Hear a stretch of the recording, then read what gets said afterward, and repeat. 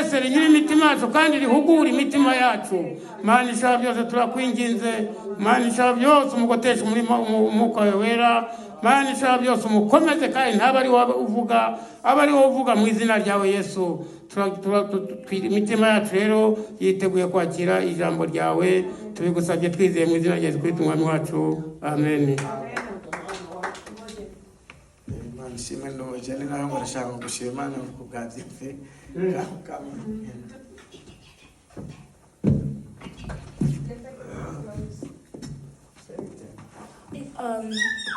The last one time when I saw Bienfait, he was when he was younger, he didn't know how to speak, and when he grew more, he started learning.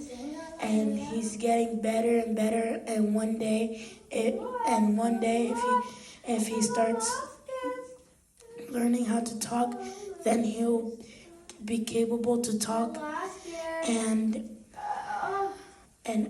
I love when he grows up and be capable of doing some stuff. And every time he gets hurt, but now he always stops now, and that's all I want to say. Oh, thank you, Jesus. Thank you. Hallelujah. Yarari kuvuga ngo anejejwe no kubona ukuntu Bienfait ari kugenda akura, ngo mbere ntabwo yajyaga akunda kuvuga, yabaga asakuza gusa, ariko ubu ngubu ngo arabasha asigaye avuga. Arongera kandi aravuga ngo anezezwa ko noneho ni yagize ikibazo abasha kukivuga, ngo ibyo nabyo biramunezeza, kandi azi neza yuko ngo Bienfait azabasha noneho ngo kujya avuga ibintu byose neza. Rero Imana nishimwe. Buriya yigana rero nawe ku ishuri rye, kandi Jenny buri gihe aramuprotectinga bikomeye. Buriya mu rugo bashobora kugirana ibibazo, ariko barenze umuryango bageze hanze, abaze ko ari we umusirikare we umurinda, nta muntu wamuvuga nabi cyangwa amugirira ikintu icyo ari cyo cyose kibi ngo Jenny amurebere. Ibyo rero ni ikindi kintu na Imana yadukoreye. Buriya Jenny arazi ibibazo Bienfait afite, kandi azi n'uburyo agomba kumuvugira no kumurinda muri ibyo ngibyo. Imana yacu ro nishimwe. Uyu munsi rero ntago turi butinde cyane, n'amasaha yanagiye, ariko ndumva mfite umunezero mu mutima wanjye, kuko nokuraho Imana igeze ikora ni heza. Ni heza, kandi nzi neza ko uyu mwaka uzasigura urusengero hari ibintu bihindutse bikomeye byiza, kandi ndizera neza yuko abantu bazajya banezererwa no kuba barateraniye hano nubwo yaba ari umunsi umwe. Imana yacu nishimwe. Ibi ngibi ndi kubivuga kuri uno munsi, ariko hari umunsi abantu twese tuzavuga ngo dore n'ukuri Imana irabikoze. Kandi impamvu nkunda Imana burya ikunda abantu bihanganira ibibagerageza, iyo bamaze kunesha niho bambikwa ikamba. Kandi nagira ngo mbubwire ngo twarihanganiye uko tungana, ntitwabitesha agaciro. Umurimo Imana yaduhaye gukora turawukora, kandi tuzi neza yuko Imana ntiyaduhagurukije ngo dukore umurimo wayo ngo tuze tumere nk'abari gukina komedi. Oya, Imana yaduhagurukije kugira ngo dukore umurimo, kandi ihamagare n'abantu kugira ngo baze bumve ijambo ry'Uwiteka Imana yaduhaye kubwiriza. Imana yacu nishimwe. Uyu munsi rero ni icyumweru cya mbere cy'umwaka. Nshimiye Imana ko twese twabashije kuhagera kuko tungana, kandi nzi neza yuko ijambo ry'Imana tugiye kumva uyu munsi, umuntu uryumva kandi akarishyira mu bikorwa, rizagira ikintu rimumarira muri uyu mwaka wose wa 2026. Uyu munsi rero tugiye kuganira ku ijambo ry'Imana rivuga gushorera imizi muri Kristo Yesu. Amen. Buri umushinga umwe wonyine ngira mu buzima bwanjye nuwo gukora iyo bwabaga kugira ngo ngume muri Kristo. Amen. Muri Kristo na ahantu umuntu yinjira akagumamo. Umuririmbyi yararirimbye aravuga ngo kugeza ubwo nageze nga ahantu heza cyane hangiriye umumaro, ntazibagirwa na rimwe. Imana yacu nishimwe. Iyo ugeze muri Kristo ibintu birahinduka. Uko wari uri winjira sikuguma iyo umaze kugerayo. Imana yacu nishimwe. Ndifuza rero ko twemera tukinjira muri Kristo, hanyuma muri we mw'imbere tugashoreramo imizi. Pawulo niko yavuze. Tugiye gusoma amagambo y'Imana tudakererewe, dusome mu butumwa mu rwandiko Pawulo yandikiye Abakolosayi. Uyu munsi twasomye igitabo cy'Abakolosayi mu ijambo ry'urufunguzo, badusomeye ibice 3:12. Ngiye ndashaka ko dusoma mu bice 2, umurongo wa 6 n'umurongo wa 8. Abakolosayi Pawulo yagendaga babwira ibyerekeranye n'urukundo rw'Imana, ashaka ko bamenya Kristo, bakamenya imbaraga agira, bakamenya urukundo agira, bakamenya n'icyamuzanye mu isi kugira ngo akore ubwo yazakuducungura. Pawulo rero yandikira Abakolosayi arababwira ngo ikintu mukwiriye gukora ngo nuko reka dusome Abakolosayi igice cya 2.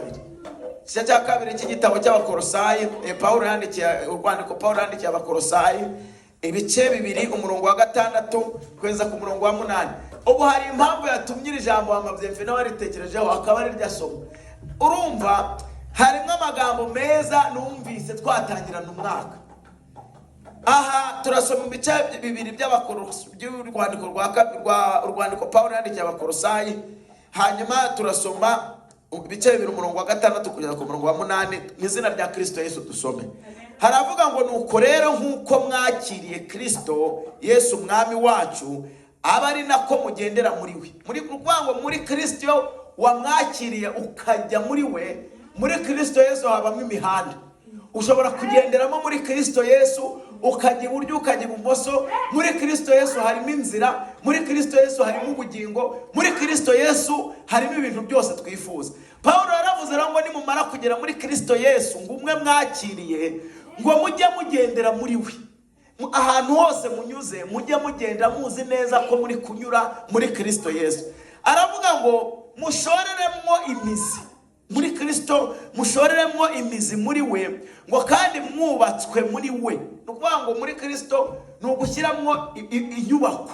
Muri Kristo ni ahantu hagutse ku buryo winjiramo ugashoreramo imizi, ukagendera muri we, washaka ukubakamo n'inzu muri Kristo Yesu. Haleluya.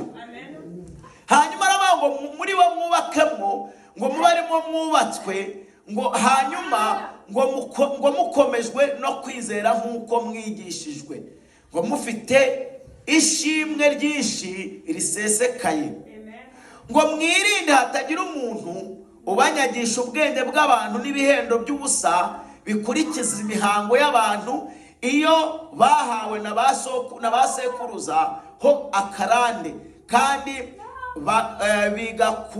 bigakurikiza imigenzereze ya mbere y'iby'isi, bidakurikiza Kristo. Imana yacu tugirire neza. Ndifuza ko umuntu wese azatangira umwaka akazanawurangiza ari muri Kristo Yesu. Ndashaka kuza kubabwira uko umuntu yinjira muri Kristo Yesu. Winjira muri Kristo Yesu gute? Imana yacu nishimwe. Nukuri nta yindi nzira dufite. Buriya nagira ngo mbabwire ikintu gikomeye.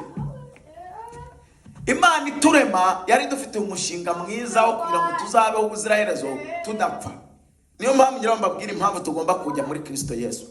Hanyuma Imana imaze kurema umuntu, kubera ko yamuremye mu ishusho ryayo, ndetse Bibiliya ivuga ngo umuntu ni akamana gatoya. Mu bintu byose Imana yaremye yabihaye ubushobozi ariko bugira iherezo. Irangije ifata umuntu imuha ibitekerezo byaguka. Umuntu arakura mu bitekerezo, umuntu avuka umwana atazi icyo akora, bamwerekera ibintu n'ibindi, akagenda akura, akazagera ku gihe nawe yivumburira n'ibindi. Umuntu rero Imana yamuramanye ubwenge bukura, ubwenge bwaguka, ubwenge burenza. Niyo mpamvu na n'uyu munsi hari ibintu bishyashya abantu bakiri kuvumbura. Imana yarembanye ubumana umuntu, imushyiramo imbaraga z'ubumana, ariko ufite urugero ruciriritse, kuko nta muntu wangana n'Imana. Imana yacu nishimwe. Ariko hanyuma y'Imana hakurikiraho umuntu. Imana yacu nishimwe cyane. Niyo mpamvu Imana yahise ivuga ngo rero ubwo ndemye umuntu, ikibi nacyo kikaba cyaraje. Kuko Imana yaremye umuntu, Satani ntiyabyishimira, agambirira kugira ngo azasenye umushinga w'Imana yari ifite mu muntu. Imana yacu nishimwe. Ariko Imana yo ngo mbere y'uko irema umuntu, ibyo byose yarabibonye ko bizaba, itegura no kumucungura. Gucungurwa kwacu byatangiriye mu itangiriro. Imana yacu nishimwe. Niyo mpamvu abantu bamaze gucumura, Imana yabwiye Satani, mwumva rero Satani gutangariza amatanga itangazo. Nuko kuri uyu mugore uyu nguyu wakoresheje icyaha, kuri wiwe hazavuka umwana uzakumena agahanga. Imana yacu nishimwe. Ahangaha Imana yavugaga Kristo. Aha nibyo sezerano ry'agakiza twari duhawe kuri uwo munsi mu itangiriro. Nta bantu benshi bahari, hari Adamu na Eva gusa. Imana ibwira inzoka, tumva rero Satani, nubwo wowe wagize ngo ibintu urabishoboye, ibi nabiteguye kuva kera muri uyu mugore uyu nguyu, nzakuramo umwana uzaza akakumena agahanga, niwe Kristo wavutse kwa Mariya. Imana yacu nishimwe cyane. Rero nagira ngo mbabwire impamvu tugomba gushorera imizi muri Kristo. Umuntu amaze gucumura, Imana yahise ikora umushinga wo kuzohereza Kristo kugira ngo amucungure. Hanyuma mu Kristo, kugira ngo rero dusubirane amasezerano Imana yari yarasezeranije Adamu y'ubuzima butagira iherezo butarimo urupfu, ikamubwira ngo umunsi uzitondera amabwiriza n'amategeko yanjye, ukazubahiriza ibikorwaho n'ibidakorwaho ntubikoreho, uzabaho ubuzima bwawe bwose nta kibazo uzagira. Ariko umunsi wariye ku giti, iki ngiki uri kubona ahangaha, Imana irakimwereka, no gupfa uzapfa. Imana yacu nishimwe. Imana umugambi yari ifite ari kugira ngo twebwe tujye tumenya ibyiza gusa, ibibi tubyirinde. Icyo giti Imana yabuzaga umuntu rero cyari igiti kimenyesha umuntu ibyiza, ariko kikamumenyesha n'ibibi. Imana yacu biturinde. Imana yashakaga ko Adamu, ntabwo ari uko Imana yangaga ko barya ibiti byose, ariko yagira ngo imurinde, kubera ko icyo cyari kirimo uruvangitirane. Imana yacu turinde. Icyo giti cyari kirimo uruvangitirane rw'ibintu bibi n'ibyiza bivanzemo. Imana ibwira Adamu iti, nyabuna kiriya ntukakirye, ufite ibiti byinshi byiza byo kuribwa, iki giti uzakirinde, kuko numara kumenya ibyiza n'ibibi uzaba winjiza urupfu mu bantu, no gupfa uzapfa. Imana yacu nishimwe. No kuri uno munsi hari abantu bahora bafite amatsiko bo kumenya ngo kanaka aranyanga, kanaka ngendaho, kanaka mvuga nabi. Umunsi uzabimenya uzarara udasinziriye. Ni amatsiko y'umuntu niyo yatuzaniye akaga. Imana yari yamwihanangirije ngo umunsi wariye kiriya giti uzapfa, kuko kizakumenyesha ibibi utari ukwiriye kumenya. Imana yacu nishimwe. Imana nta mushinga ifite wo kutumenyesha ibibi, ishaka ko duhora. Niyo mpamvu yanavuze ngo nzi ibyo nibwira kubagirira ni ibyiza gusa. Imana yacu nishimwe. Ariko kuko umuntu yaremanywe kumenya, ubwenge bukura bwaguka, Satani anyura muri ibyo bintu byo kumenya, byo gushaka kumenya ibintu byinshi, amutera amatsiko menshi yo kugira ngo arye igiti, ngo amenye ngo ahumuke amaso, ngo abashe kumenya ibintu byose. Imana yacu, ndetse Satani anamubwira ngo mu bintu uzamenya, ngo Imana yarabashutse, ngo uzahita umera nkayo. Murumva aho umuntu yarageze. Imana niyo imuremye, imubwiye ngo dore ibintu byose nijye nabiremye, byita amazina. Ariko arumva ashaka kwisumbukuruza, afite amatsiko yo kumva, ese mbaye Imana naba ameze gute? Imana yacu tugirire neza. Kubera amatsiko y'umudamu yo gushaka kumenya ukuntu yaba amaze kurya icyo giti, ukuntu yamenya ubwenge akangana n'Imana, arabatuze ko icyo giti koko ari cyiza. None Imana kuki yatubwiye ngo ntituzakirye? Ati nuko yamenye ko umunsi mwakiriye muzamenya ubwenge bwinshi. Umudamu abariyeho, amaze kurya hashyiriye umugabo nawe ararya. Satani atahuta, ndanesheje. Sinakubwiye? Imana iramubwira ngo ya ntabwo wanesheje Satani, mfite ayandi mahirwe ya kabiri nagambiriye kuri uyu muntu. Ibi byose nari nzi ko bizabaho, namugeneye andi mahirwe ya kabiri. Amahirwe ya kabiri namugeneye rero azaturuka kuri uyu mugore wabonye w'umunyantege nkeya. Imana yacu nishimwe. Uyu mugore wabonye ugatekereza ko ntacyo yashobora, hari umunsi uyu mugore azabyara umwana uzakumena agahanga. Imana yacu nishimwe cyane. Avuga ati, uyu nguyu wagushije, uyu nyine, uyu nguyu washukashutse bigakunda, uyu ni nawe n'ubundi uzavanwamo izindi mbaraga zikumena agahanga. Imana yacu nishimwe. Hashize iminsi Yesu aravutse. Imana yacu nishimwe cyane. Avutse rero umushinga wa Yesu kwari kugira ngo atugarurire bwa buzima bwacu twaburiye muri Edeni, abugarure noneho abantu bari muri we Kristo, bari muri Kristo Yesu, babe bari muri ubwo buzima. Imana yacu nishimwe cyane. Nagira ngo mbabwire rero, nta wundi mushinga tugira mu gukorera Imana. Imana yacu nishimwe. niyo mpamvu muri Glory Mountain Pentecost Church ikintu kimwe tugira dushyira imbere ni ukubwiriza ubutumwa bwiza abantu bw'ukuri butarimo uburyarya, butarimo amatiku. Namwe mbabwira hano muri urusengero nta maturo dukeneye, nta mashimwe y'amafaranga dukeneye, nta bya 10 dukeneye. Ikintu dufite dukeneye cy'ingenzi gusa nuko twagira umugisha aya magambo y'Imana tubwira abantu bakayumva bakayashyira mu bikorwa, ibindi by'ubutunzi bwabo bakisigaranira. Imana yacu nishimwe. Yesu ni ubutumwa abantu benshi babwiriza muri no minsi nubwo amafaranga, ku buryo umuntu akuzaniye amafaranga abantu benshi bahita bamutagatifuza, bagahita bamuhereza n'ubugingo batatunze. Nagira ngo mbabwire nta mafaranga. Mika yaravuze ngo nubwo watanga umuhungu wawe w'imfura. Imana yacu nishimwe. Wakoze icyaha kimwe gusa ugashorera umuhungu wawe ukamutanga ati ndamutanze ambere impongano.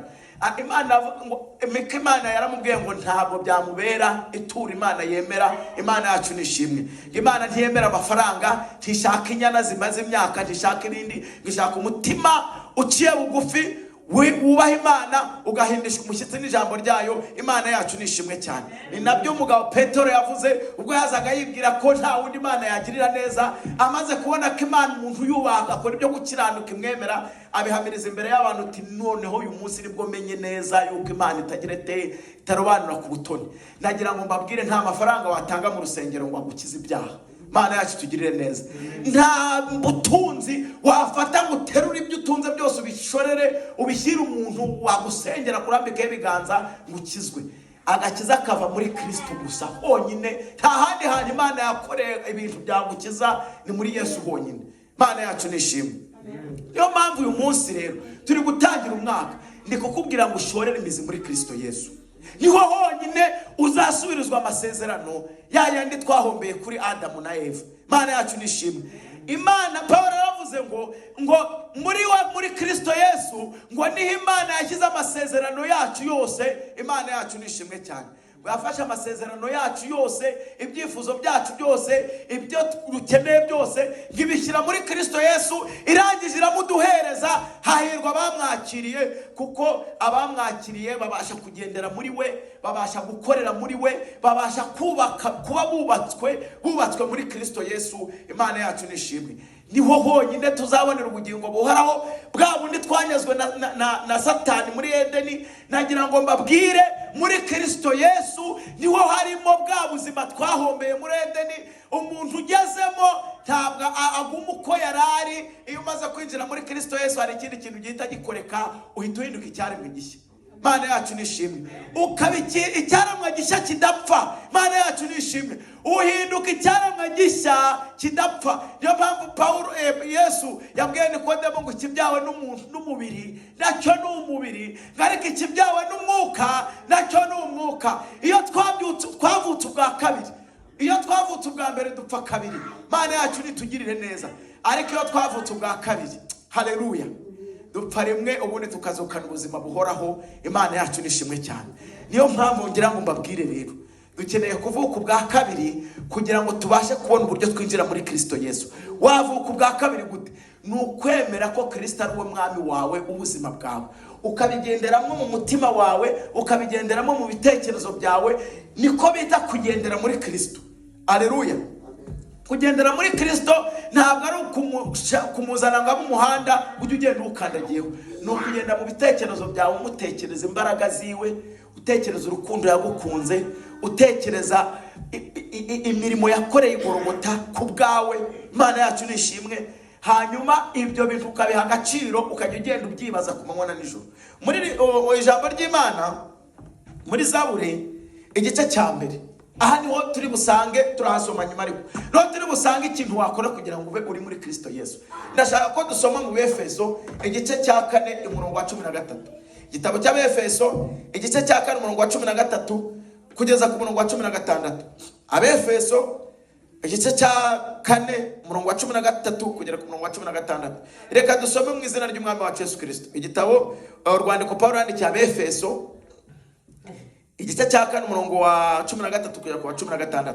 Dore ukuntu Paulo yabwiye Abefeso. Yarababwiye ngo kugeza ubwo twese tuzasohora kugira ngo ubumwe bwo kwizera no kumenya umwana w'Imana kandi kugeza ubwo tuzasohora kuba abantu bashyitse bageze ku rugero rushyitse rw'igihagararo cya Kristo, kugira ngo tudakomeza kuba abana duteraganwa n'umuraba, tujyanwa hirya no hino n'imiyaga yose y'imyigishirize y'uburiganya bw'abantu n'ubwenge bubi n'uburyo bwinshi bwo kutuyobya.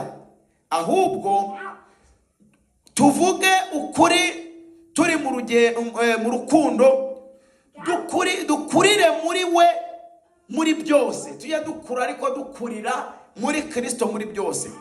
Uwo ni we mutwe, ari wo Kristo, kuko uwo niho umubiri wose uteranywa neza ugafatanywa nk'uko ingingo zose zigirirana, nuko igice cyose kigakora umurimo wacyo cyagenewe muri Kristo. Uwo niho umubiri ukurira gukura kwawo, kugira ngo akurizwe mu rukundo. Imana yacu nishimwe. Pawulo yaragiye abwira Abefeso ati, rero bene data bagenzi banjye, nagira ngo mukore ibyo mukora byose mwigana Kristo, kugira ngo mugere ku kigero, ku gihagararo cy'uko muhagarara ahantu abantu bajya babareba bakababonamo Kristo. Imana yacu nishimwe. Bajya babareba gutya gusa, babareba bakagira ngo ni Kristo uhagaze. Imana yacu nishimwe. Ngo mukore neza, mukizwe, mugere ku rwego, muba ku kigero, ku gihagararo ngo cya Kristo, ngo mugendera muri we. Aravuga ngo mukomejwe no kwizera, ngo kugira ngo tudakomeza kuba abana duteraganwa n'imiraba. Iyo umuntu atari muri Kristo Yesu, ahora ashakisha, amera nkaho iyagana n'iyava atahazi. Arabati ibyo bintu rero ntimwazabihoramo. Arababwira ati, ikintu kizima ni uko mwakora iyo bwabaga, mugakora ibyo mukora byose, mukagera ku gihagararo cya Kristo. Ntimukomeze kuba abana ngo mukomeze muteraganwa n'imiraba, mutoragura utuntu twa hirya no hino, mwumva imyigishirizo y'abayobe bayobye, mugatoratora iby'irari ry'imibiri yanyu rishaka. Imana yacu nishimwe. Ubutumwa bwamenye nibwo butumwa nyakuri. Ibindi byose mugenda mushaka kugira ngo mworoshye ubuzima bwanyu ni ibinyoma bituruka kwa Satani. Imana yacu nishimwe cyane. Pawulo abwira Abefeso rero ati, ikintu gikenewe cy'ingenzi ni uko mukora iyo bwabaga, mukagera ku gihagararo gishyitse, ku gihagararo cya Kristo, ngo kugira ngo mudakomeza guteraganwa n'imiraba. Iyo umuntu atari muri Kristo neza, ubutumwa bwose bavuze bushorewe n'umubiri, kubera ko umubiri iteka urwanya Kristo. Umubiri iteka urwanya ubugingo. Umubiri iteka wumva wakora ibintu bitandukanye n'iby'umwuka ashaka. Umubiri ugengwa n'ikintu bita kamere, kandi ikintu bita kamere, umushinga wa kamere ni umwe, ni uwo kudutandukanya n'Imana. Imana yacu nitugirire neza. Ariko umwuka w'Imana washyiriweho kugira ngo duhuze n'Imana, udukure mu byaha, udushyire mu bugingo buhoraho. Imana yacu nishimwe. Ariko kubera ko umubiri ukorana n'umugabo bita kamere, umubiri iteka uba ushaka gukora ibyo kamere irarikira. Amabwiriza butumwa y'iyi minsi rero, igihe cyose abashaka gukora ku bintu bikora ku mubiri, umubiri ukumva uranezerewe. Imana yacu nishimwe. Niyo mpamvu uzasanga insengero zimwe zuzuye, ukibwira ngo asaba abantu ko ari benshi, ubutumwa babona ni ubuhe, ugasanga birirwa mu bitangaza gusa. Imana yacu nitubabarire cyane. Ariko nagira ngo mbabwire, Yesu aratubwira, Pawulo yarabwiye Abefeso ngo mukure, muve mu bwana, mumenye Kristo neza, mugera ku kigero gifatika gikomeye cya Kristo, ku buryo mutakigenda mutoratora ubutumwa bugendeye ku marari yanyu, ahubwo mushaka ubutumwa bubabwiriza ibyo kuba gushorera imizi muri Kristo Yesu. Arababwira ngo nuko rero, ngo mu byo ngo nuko rero, ngo ahubwo ngo tuvuge ukuri, dukore iyo bwaba, ngo mureke kuba abana ngo duteraganwa n'imiyaga hirya no hino, ngo n'uburiganya bw'abantu bw'ubwenge bubi n'uburyo bwinshi bwo kutuyobya. Ahubwo tuvuge ukuri, turi mu rukundo, dukurire muri Kristo we dukurire muri we muri byose. Uwo ni we mutwe, ni we Kristo. Kuri uwo niho umubiri wose uteranyirizwa. Nukuvuga ngo nta kintu wakora utari muri Kristo Yesu. Imana yacu nitugirire neza. Uyu munsi rero nagira nkubwire, uhora wumva ubutumwa bwinshi, ariko nagira nkubwire ubutumwa bukubwira ibintu bitari byo kuguma muri Kristo, ibintu bitari byo kwizera Imana nk'uko ijambo ry'Imana ribivuga. Umuntu uza akakorohereza ubuzima kugira ngo umubiri unezerwe, uzamenye yuko umubiri uzanezerwa hano, ariko mu ijuru utazahahinguka. Imana yacu tugirire neza. Nagira ngo mbabwire dushorere imizi muri Kristo Yesu. Ijambo ry'urufunguzo ryatubwiye ngo tujye tugira ineza n'urukundo byinshi mu buzima bwacu, ngo kuko dufite umukunzi ari we Kristo wadukunze kandi udufitiye imbabazi. Imana yacu nishimwe. Nagira ngo mbabwire nta handi hantu na hamwe wabonera ubugingo, nta handi hantu na hamwe wabonera amahoro yuzuye atari muri Kristo Yesu. Ibintu byose twabonera hanze ya Kristo Yesu binezeza umubiri, kandi nagira ngo mbabwire umubiri nta mushinga ufitanye na Kristo. Uyu mubiri wamaze kwangirika, umuntu yapfuye iby'umubiri biba birangiye. Nituzuka uyu mubiri mureba ntuzongera kuboneka, nta hantu tuzawubonera. Imana yacu nishimwe. Nituzuka tuzazukana wa mubiri Kristo yazutse afite. Imana yacu nishimwe. Abantu babashaga kumureba bakamubona. Imana yacu ishimwe. Ariko uwo mubiri wa Kristo wabashaga kwinjira mu nzu, inzugi zikinze zose. Imana yacu nishimwe cyane. Umubiri wa Kristo yazukanye, yabashije kuwuterura arawuzamukana, nta kintu afatiyeho, awuzamukana mu ijuru. Uwo ni wo mubiri tuzazukana, umubiri dutegeka ngo tuguruke tukaguruka, umubiri twagendera hejuru y'amazi, umubiri twakinjira mu nzu inzugi zikinze. Uwo nguwo niwo tuzazukana. Imana yacu nishimwe. Nagira ngo mbabwire ngo abantu batashoreye imizi muri Kristo Yesu ntabwo bazazuka ngo babeho, bazazukirwa no gukurwa n'isoni. Nababwiye ngo umuntu utaravutse ubwa kabiri azapfa kabiri. Nukuvuga ngo uwanze kuvuka ubwa kabiri ntabwo azanga gupfa kabiri. Imana yacu nishimwe cyane. Ariko wavutse ubwa kabiri hari ikintu kimwe kizamubaho, ni ukwiyambura uyu mubiri upfa. Imana yacu nishimwe. Akiyambura uyu mubiri upfa, akambika umubiri Kristo yazukanye udapfa. Imana yacu ishimwe. Akinjira mu masezerano yari twabujijwe na Satani muri Edeni, Kristo yarayatugaruriye. Imana yacu nishimwe. Mpamvu Pawulo yarababwiye ngo abari muri Kristo Yesu ntabwo bazacirwaho iteka. Imana yacu nishimwe. Ndagira ngo mbabwire neza batangariza yuko iyo umuntu yinjiye muri Kristo Yesu arabimenya, niyo utarimo urabimenya. Abantu batari muri Kristo Yesu ibintu ikizira iteka ryose bagishakira imirongo yo kugira ngo kitagatifuzwe. Imana yacu nitugirire neza. Niyo mpamvu uyu munsi hari insengero zishingira umugabo ufite abagore benshi, ndetse muri urwo rusengero akaba ari umugabo watandukanye n'umugore, agashaka uwundi bakamushyingira. Kuko ikintu abantu muri ino minsi bakeneye ni umubare w'abantu benshi batanga amaturo n'icyacumi. Ntabwo bashaka abantu bakeya bakijijwe bajya mu ijuru. Imana yacu nishimwe. Yesu yaravuze ngo uyu muryango ujya mu bwami bwa Data ni akayira gato cyane hanyuramo abantu bakeya cyane. Imana yacu nishimwe. Ntabwo ari uko Imana ikeneye abantu bakeya, Imana ikeneye abantu benshi. Ahubwo ni uko abahitamo kunyura muri iyo nzira ni abantu bamaze kwiyanga. Imana yacu nishimwe. Bakanga n'ibyabo byose, bagafata umusaraba wa Yesu Kristo bakaba ari ubikorera. Imana yacu nishimwe cyane. Umuntu ataragera kuri urwo rwego yikomereza mu nzira y'igihogere, bazahora bahiga abantu bababwira ubutumwa bw'ibitangaza. Ariko nagira ngo mbabwire, hari umunsi baje kubwira Yesu ngo bakorere ibitangaza, bavuga ngo nta gitangaza na kimwe muzongera kubona usibye nka cya kindi cya Yona. Imana yacu nishimwe. Shaka kubabwira ngo muzambura iminsi 3 muzi ko napfuye, hanyuma y'iyo minsi muzambona ndi muzima ntakiri wa wundi mwatekerezaga.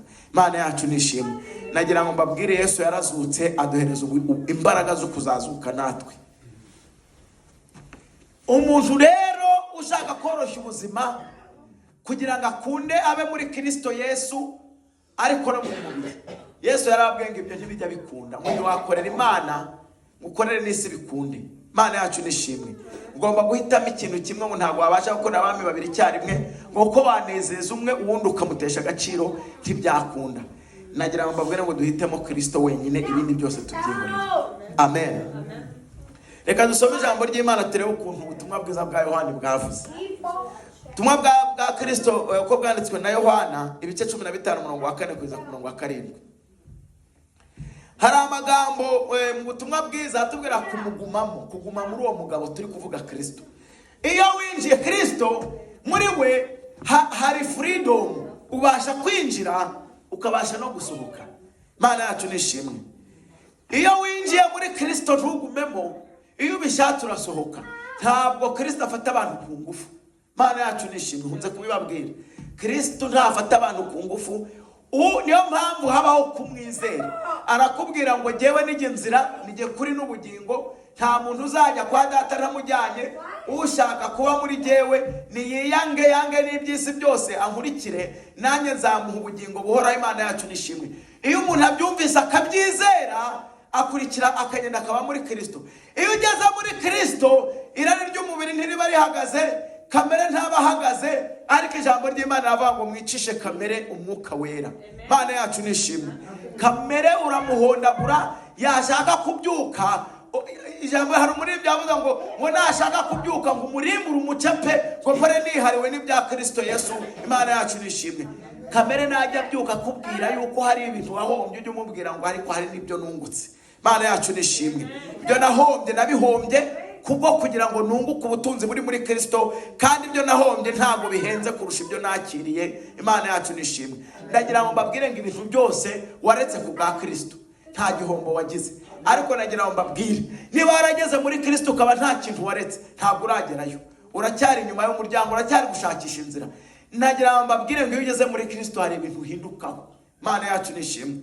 Nababwiye umugabo bita Zakayo, yari afite amafaranga, afite ubutunzi, yaribye abantu, ariko ahingutse muri Kristo Yesu. Haleluya. Ahita yirega, nta mupolisi umuhagaze hejuru, nta mujaji ugiye kumukubisa akanyundo. Arabanga ubu ngubu kumbona Kristo nari umujura. Ntushobora gutunga Kristo umutima wawe harimo ubujura. Ntushobora gutunga muri Kristo muri wowe harimo amatiku. Ntiwatunga Kristo muri wowe harimo inzangano. Nta banyabwoba bazamira kanze amabwire. N'ijuru hari ikindi kintu kigoranye kugira ngo ntazagiye. Umuntu w'umunyabwoba mu ijuru ntazakandagirayo. Yohana yagiye mu ijuru mu byahishuwe, ngo ageze yasanga ngo hanze hari abantu bazahaba. Yaravuze ngo hanze hazaba abarozi, abajura, abasenga ibishushanyo, abasambanyi, avugamo n'akandi kantu ngo n'abanyabwoba. Buriya abanyabwoba mu ijuru ntibazajyayo. Ubwoba ubu ngubu mubona, ubwoba ubu ngubu buri simple. Umuntu ugira ubwoba mu ijuru ntazajyayo. Nagira ngo mbabwire, umuntu uwo ari we wese wabayeho agira ibyo atinya. Ariko nagira ngo mbabwire, buriya ubwoba nabyo buri mu kintu cyitwa icyaha, kuko umuntu w'umunyabwoba ntagira kwizera. Iyo wizera ibintu byose umenya yuko Imana ibigize gute, ibifite mu biganza byayo. Imana yacu nishimwe. Ntabwo mbabwira ngo umuntu yakwiyahura ngo yakumva amasasa ari kuvuga ngo agahita abanganye ntabwo bamfite ngo reka ngende. Icyo ni suicide. Ariko nagira ngo mbabwire, iyo turi kumwe na Yesu amasasa ari kuvuga, turavuga ngo nubwo bimeze gutyo, turafite Yesu waducunguye. Hanyuma y'ubu buzima twamaze kubaka ubundi buzima buhoraho. Imana yacu nishimwe. Nicyo gituma tutazatinya naho isi yagira gute yahinduka. Ngo nubwo amazi yakurwa hayo, ngo imisozi, ngo nubwo imisozi yakurwa hayo ikajugunywa imuhengeri, niko Dawidi yaravuze. Ngo kubw'iyo mpamvu nicyo gituma tutazatinya. Ngo nubwo ngisi yahinduka, ngo nubwo amazi yakwihinduriza, ngo nubwo imisozi yakurwa hayo ikajugunywa imuhengeri, ngo ntabwo tuzatinya. Imana yacu nishimwe. Igituma tudatinya niki? Nuko tuzi ko Kristo ari muri twebwe. Imana yacu nishimwe. Nuko tuzi ko umuntu wese waza kudutera, mbere yuko atugera habanza kugera kuri Kristo. Nabanze kubabwira ko tugomba kuba muri Kristo, tugashorera mwo muri Kristo iki imizi, tukubaka muri Kristo inyubako zacu muri Kristo Yesu. Nukuvuga ngo rero umuntu uri target imbere yacu ninde? Ni Kristo. Niyo mpamvu tutazatinya, nuko iki twatatse kiba cyatatse nde? kiba cyatatse Kristo. Ibi sinzi ko mubyumva, ariko niko bimeze. Yesu ntabwo yatubwiye kuba inyuma ya Kristo, yavuze ko tujya hehe. Iyo umuntu ari mu kintu kigaragara n'iki, icyo urimo nicyo kigaragara. Ubu umuntu akwinjiza mu ibogisi, ikintu babona ni ibogisi, wowe ntibakubona. Mana yacu nishimwe. Twinjiye muri iyi nzu, abantu bari hanze ntabwo bashobora kutubona. Mbere yuko umuntu atwataka hano, abanza gukingura inzugi. Siko bimeze? Nta muntu wakinjira hatabanje guca mu muryango wakingura urugi, cyangwa senye idirishya, cyangwa senye igikuta. None rero twebwe twinjiye hehe? Ibintu sinzi ko muri kubyumva. Twebwe twinjiye muri Kristo mo imbere. Muri kubyumva ibi bintu? Tumaze kwinjira muri Kristo, twe tuhita tuba ari namwo tugendera. Siko ijambo ryatubwiye. No kuvuga ngo iyo turi kugenda, tuba turi mwo imbere muri Kristo Yesu. Haleluya. Noneho bishaka kuvuga ngo ikintu cyose kigiye kuduhitana kibanza guhitana Kristo. Mbwira ikintu kizahitana Kristo kigataha amahoro, kikibaho. Mana yacu nishimwe. Ibyo rero bituma tutagira gute, tutagira ubwoba. Mana yacu nishimwe. Impamvu tugira ubwoba nuko tufite impungenge ko tubanye neza na Kristo. Ariko niba tuzi neza ko tubanye neza na Kristo, ndababwiza ukuri ko nta bwoba dufite, nta nubwo dukwiye kugira. Mana yacu nishimwe. Pawulo yabivuze neza ngo mugende mushorere imizi hehe? Mwo muri Kristo Yesu. Mugende mugendere hehe? Mwo muri Kristo Yesu. Mwubatswe hehe? Mwo muri Kristo Yesu. Mukorera hehe? Mwo muri Kristo Yesu. Nukuvuga ngo ahantu uri kugenda ni nyubako imuvinga bita Kristo Yesu. Igihome kidukingira, ntiwamurasa, ntiwamukubita, ntiwamusunika, ntiwamuhirika, ntiwamwicaza, ntiwamucecekesha. Umugabo turi kumwe nawe ni Kristo, nta kintu wakora ngo umucishe bugufi. Iyo turimo rero muri we, nta bwoba tuba dufite. Ndagira ngo mbabwire ngo muri uyu mwaka mwumvire ijambo muryiteho neza, ko ndi kugira ngo soze mbabwira uko umuntu yinjira muri Kristo Yesu. Reka tubanze dusome muri Yohana. Ubutumwa bwiza bwa Yesu Kristo bwanditswe na Yohana, buravuga ibice 15 umurongo wa 4 kugeza 17. Haravuga ngo mugume muri we, mugume muri jye. Uyu ni Yesu uri kuvuga ngo mugume muri jye, nanjye ngume muri mwe. Nk'uko ishami ritabasha kwera imbuto ubwaryo ritagumye ku muzabibu, ni nako namwe mutabibasha nimutaguma muri jye. Ibi bishatse kuvuga iki? Niba waravuze ko wakiriye Kristo ukabutukana, urabeshya, ntabwo wamwakiriye. Ubwo ntabwo ari urubuto rwo kuri Kristo, kuko twebwe dufashe Kristo ni umuzabibu, twebwe dufashe kuri we. Nta zindi mbuto twakera usibye izo Kristo atuhereza, kuko imbuto ishami ryera ziba ryazaturutse ku giti. Mana yacu nishimwe. Igiti nicyo kigaburira amashami n'ibibabi, imbuto zikazaho. Niba imbuto wera zitagaragaza Kristo, urabeshya, ntabwo umuzi, nta naho wamubonye. Rero yaravuze ngo ntimubasha kuzera. Impamvu wera imbuto z'ibitutsi, ukera imbuto z'intonganya, ukera imbuto z'amahane, ukera imbuto zo kudatanga amahoro, nuko utari kuri Kristo. Ntuzanashaka umuhanuzi uguhanurira ngo uriho cyangwa nturiho. Ntabwo uriho, ndabikubwiye uyu munsi. Ntabwo uri kuri Kristo Yesu. Niba wera imbuto zitagaragaza Kristo, sinitayeho aho waba uzera hariho hose. Ndagira ngo mbabwire ngo no mu bitekerezo byawe, no mu bitekerezo byawe, ibyo utekereza bigaragaza kuri Kristo cyangwa utariho. Mana yacu nishimwe. Nagira ngo mbabwire ndi serious kuri uno munsi ngo mumenye yuko tugomba kuba turi kuri Kristo. Yavuze ngo nige muzabibu, mugume muri nge. Nkuko ahantu mujye mwumva ngo mugume muri nge, note mugume ku. Iyo ugumye ku kintu bukiri inyuma, ari kuba mugume muri nge, nuko mwimbere, note kuri Yesu. Ibi bintu ijambo ryose mujye muryumva, hari kuguma ku kintu no kuguma mu kintu. Yesu ntabwo ashaka ko tuba kuri we, ashaka ko tuba muri we. Iyo uri kuri Yesu, imvura yakunyagira. Uri kuri Yesu, imvura yakunyagira. Uri kuri Yesu, imiyaga yaguhuha. Uri kuri Yesu, ikintu cyaguhirika ukagwa. Ari kuri muri Yesu, umuyaga uhuha Yesu, ikintu kirashe kirasa kuri Yesu, wowe uri muri Yesu. Niyo mpamvu atubwira ngo mugume muri jye, nanjye ngume muri mwe. Aravuga ngo nk'uko ishami ritabasha kwera imbuto ritari ku giti, ni nako ku muzabibu, ni nako namwe mutabasha kwera mutari muri jyewe. Mana yacu nishimwe. ngo nige muzabibu namwe muri amashami, uguma muri jye akaguma muri uguma muri jye nanjye nguma muri we, ubwo nibwo wera imbuto nyinshi, kuko ari ntacyo mubasha gukora mutamfite. Umuntu utaguma muri jye ajugunywa hanze nk'ishami ryumye, maze agateranyirizwa bakayateranya bakayajugunya mu muriro agashya. Nimuguma muri nge amagambo yanjye akaguma muri mwe, musabe icyo mushaka cyose muzagihabwa. Imana yacu nishimwe. Ikasoza ngiye gusoreza ku ijambo kugira ngo mbabwire uko umuntu abasha kwinjira muri Kristo.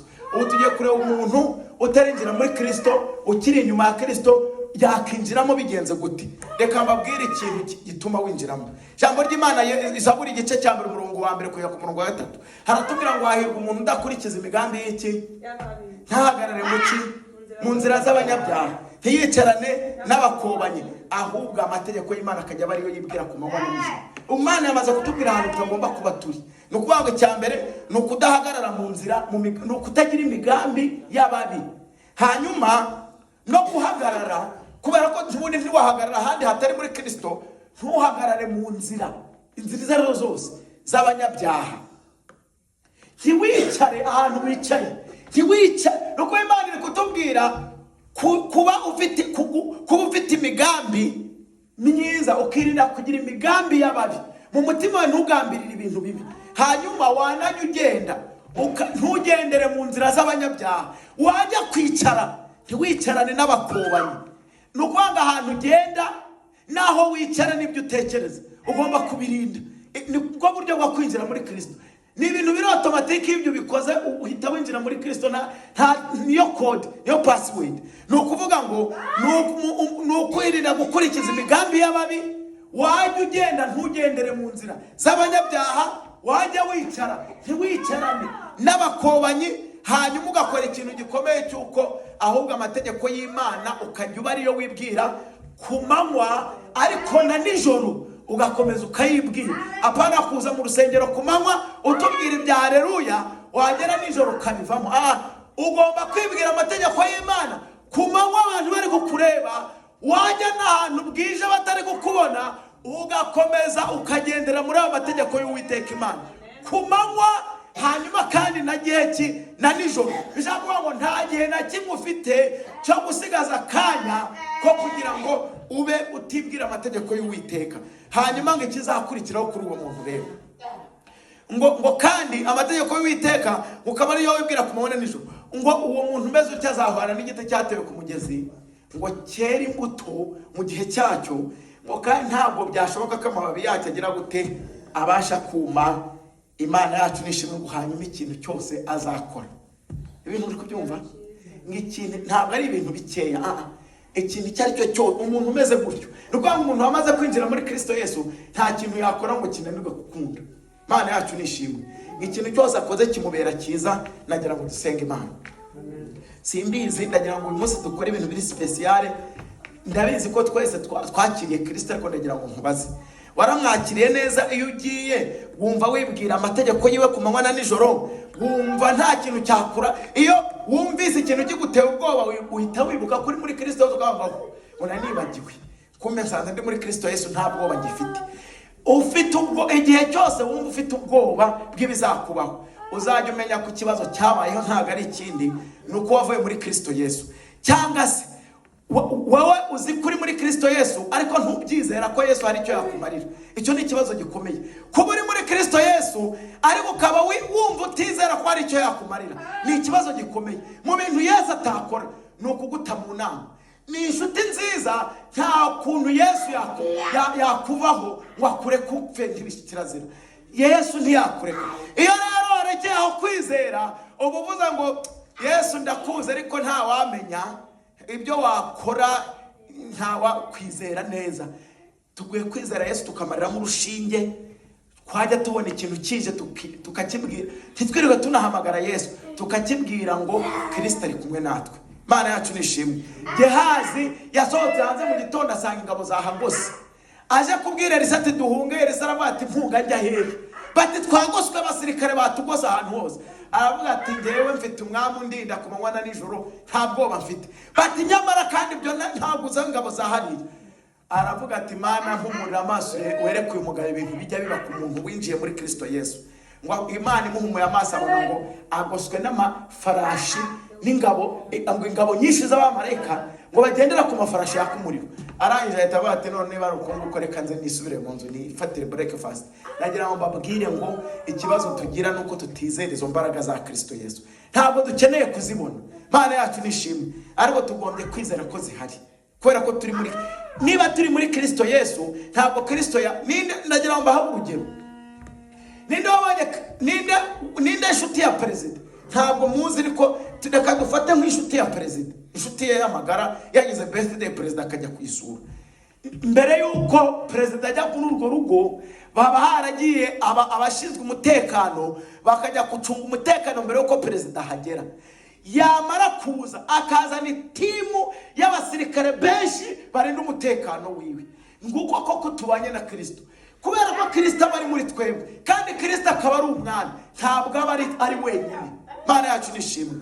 Haba hari ikigo gikomeye cyane cy'umutamerwa kirinda.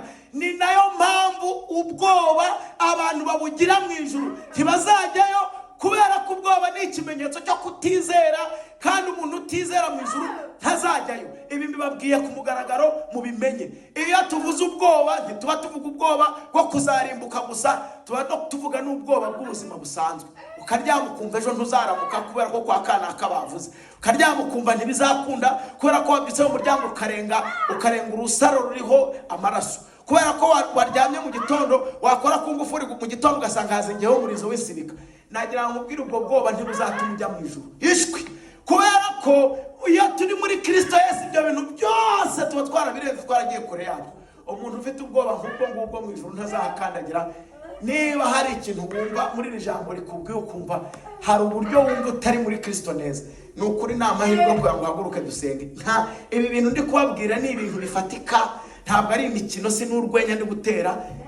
Muri Yesu harimo uburinzi, muri Yesu harimo ibyo umuntu akoze ari muri Yesu byose bimubera byiza. Niko ijambo ry'Imana ritubwiye muri Zaburi ngo ibintu azakora umuntu nk'uwo bizamubera byiza. Nimuhaguruke dusenge Imana yacu. Ariko nayo ngo buri muntu wese ugerageze ureba ahantu ujye ugera ugacika intege, ureba ahantu ujye ugera ukumva nturi muri Kristo Yesu, ushakisha uburyo wisubizayo.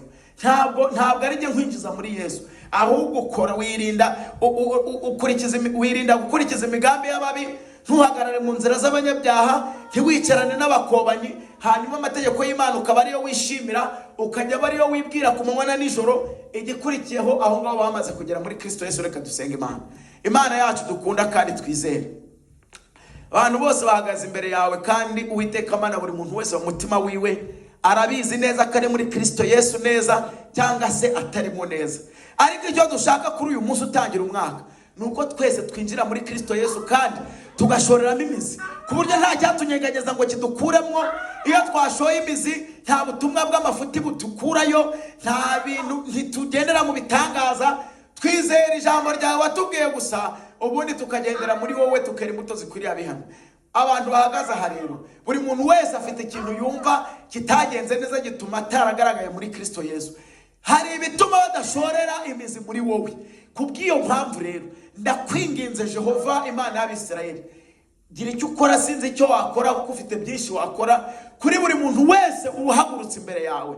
Ibyo atekereza byatumye adahagarara muri Kristo Yesu. Ikintu yakoze cyatumye atagendera muri Kristo Yesu. Ikintu cyatumye adashimwa ngo yubakwe muri Kristo Yesu. Ikintu cyatumye yicara mu nzira z'abanyabyaha, agendera mu nzira z'abanyabyaha, akicara n'abakobanyi, akibwira ibintu bidakwiriye. Umugirire neza Mana, ukize uyu mutima, ukize ubu bugingo. Kuri ubu bugingo mwirimbukiro, ukuri ubugingo mu biganza bya Satani, ukuri ubu bugingo bwakingiraniwe hanze ya Kristo. Uwiteka wavuze ko inzugi zari zikingirije ahera zakingutse ngo abantu babashe kugerayo. Ndinginze ngo abantu binjire muri wowe bahabonera uburuhukiro Mana, babe batagitinya imiraba n'imiyaga, babe batagitinya ibitinyishwa byose, ahubwo babone imbaraga z'umwuka wera. Uyu mwaka ndasaba ngo abantu bateraniye aha ngaha ntibagasubire inyuma ukundi. Iyi ni itariki ya 4, ibi tariki ya nyuma yo kugendera hanze ya Kristo, yo kwicara hanze ya Kristo. Uyu munsi binjira muri wowe bagumemo. Uyu mwaka wa 2026 haboneka impinduka mu buzima bwabo. Bajye bagendera muri wowe, bajye bakorera muri wowe, bajye bicara muri wowe, bajye bakorera imirimo yabo muri wowe, bajye bibwira amategeko yawe ku manywa na nijoro. Uwari waraguye abyuke, uwari waracitse intege asubire mu nzira. Umuntu wese utakwizeraga kwizere. Tumenye ko iyo turi muri wowe Yesu nta cyatunyeganyeza, kubera ko mbere yuko bacyeganyeza twebwe babona wowe. Muyo turi muri wowe twe nitugaragara hagaragara wowe.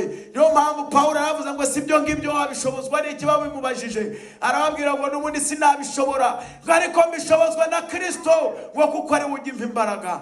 Ntabwo twabishobora rero, ariko iyo turi muri wowe uduha imbaraga tukabishobora, kuko ari wo murinzi wo kwizerwa. Urakoze kuba amateraniro y'uno munsi. Mfite ibyiringiro n'icyizere ko hari ikintu ukoze mu buzima bwa buri muntu wese, kandi nzi neza ko umuntu wese winjiye aha ngaha atari buze gusubira uko yaje, mu izina rya Kristo Yesu. Amen.